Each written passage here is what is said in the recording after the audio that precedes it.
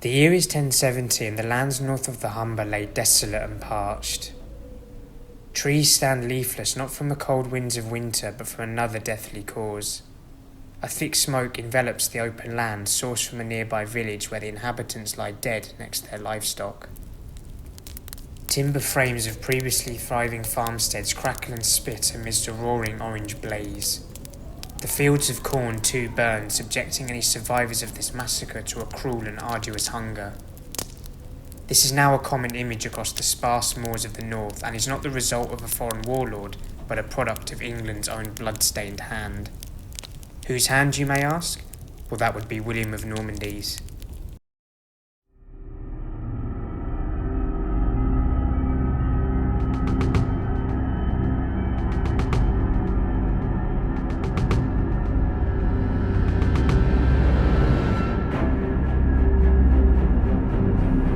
I attacked the English of the northern shires like a lion. I ordered their houses and corn with all their belongings to be burnt without exception, and large herds of cattle and beasts of burden to be destroyed wherever they were found.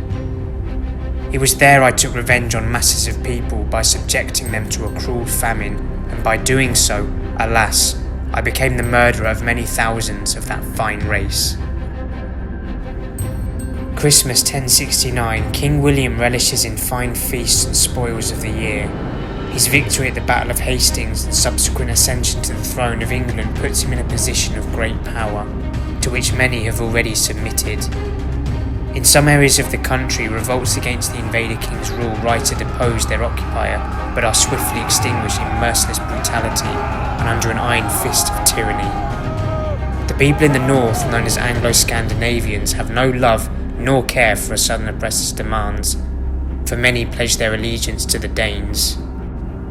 After the murders of two earls loyal to the Norman king, William's rage boils ever greater. He now intends to personally intervene with the rebels and finally put a stop to any further dissidents. Previous to William's ride to Nottingham, northern rebels capture the town of York with the aid of their Danish allies. The city has now been the site of two rebellions in just the last few months, and a place of constant tumultuous activity. William leads vicious assaults on the rebels, squashing their resistance and sending the remaining fighters into a panicked flee. In the meantime, William and the Danes come to an agreement that no blood will be shed if they repair their damages through hefty payment. The Scandinavians agree and leave the Humber estuary bound for their native lands. And now one enemy scrubbed from the scene, William intends to do the same to his homegrown rivals, not by way of payment, but instead by erasure and mass murder. The Conqueror and a vast army ride north into what are Northumbria, Yorkshire, Cumbria and Lancashire today and begin their great harrying of the north. A terrifying massacre of men, women and children of all ages befalls the citizens beyond the Humber.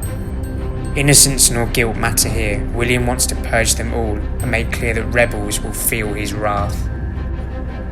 The Anglo-Norman chronicler Odoric Vitalis gave his words some 50 years later after the slaughter.